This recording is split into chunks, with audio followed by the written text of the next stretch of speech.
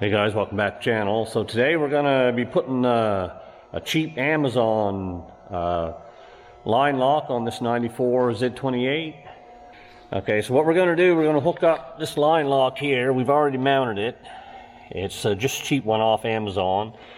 And we're gonna hook it up to this one here, which is the rear brake.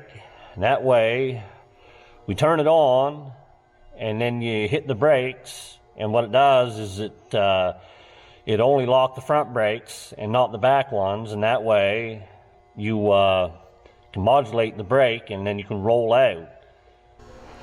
Okay guys, so we're going to start by removing this brake line, so we'll get Dean in here.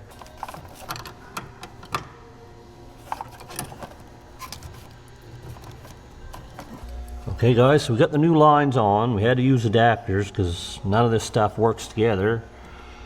Anyway, we didn't show making the lines just for the fact that we really don't know what we're doing, but I think we did a decent job. You can see the lines coming from here into the line lock, and then it goes back into the ABS system. We've already checked it for leaks. We had a little leak here, but not too bad. So next thing we're going to do, we're just going to wire it up temporarily just to make sure it's working. Okay guys, so while Dean's doing putting the lines on, I'm gonna start the wiring. This is gonna be our power. I'm gonna put a little loop on it. Put our little loop on. I want it to come up through, so I'm gonna put a little bit of solder on it.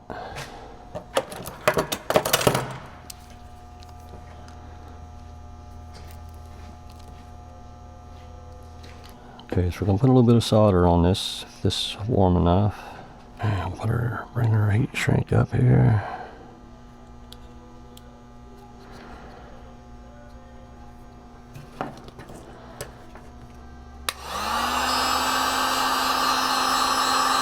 Okay, so now we're gonna wire in 5 amp fuse in between, just to make it safer.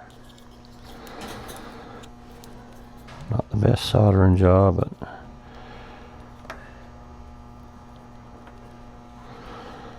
some on this other side here.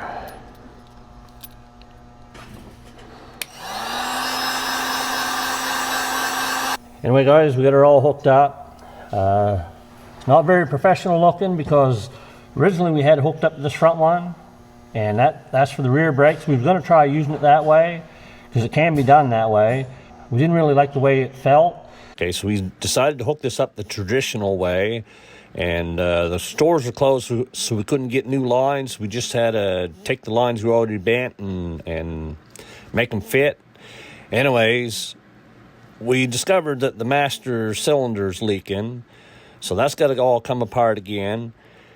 So that's why the lines look like such a mess. We just wanted to test it and make sure it worked. Anyways, it's all hooked up.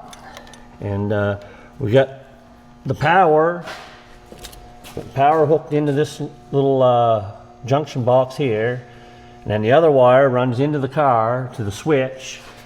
And what happens is when you hit the switch, it grounds the system, so then this here will activate. And after we got it done, we bled the brakes. We probably could have got by just bleeding the front brakes. We bled all 4. And we actually flushed the fluid at the same time, just to get some new fluid in it. You can probably get by just bleeding the front brakes. I don't know, but you're probably better off anyway doing all 4 like we did. Anyway, we're going to start her up and actually just try the switch and we'll hear it click. Should hear it click.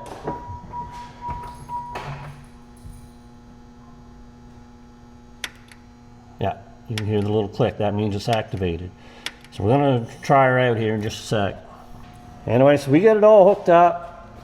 More or less temporary right now because the whole front of this got to come off. He's got to replace the distributor cap and rotor. Okay, so replacing the cap and rotor didn't fix the problem. So he ordered something that's on its way, and that'll be a video coming up soon. And all I'll tell you is that there'll be no more OptiSpark on this car. Dean said he's going to do a big burnout for us once the car's all looked after. Like I say, the distributor's bad right now. He's going to replace that. But it's all hooked up. It's working. Okay. Okay guys, we're gonna give her a try, see if she works. We're not gonna do a big burnout.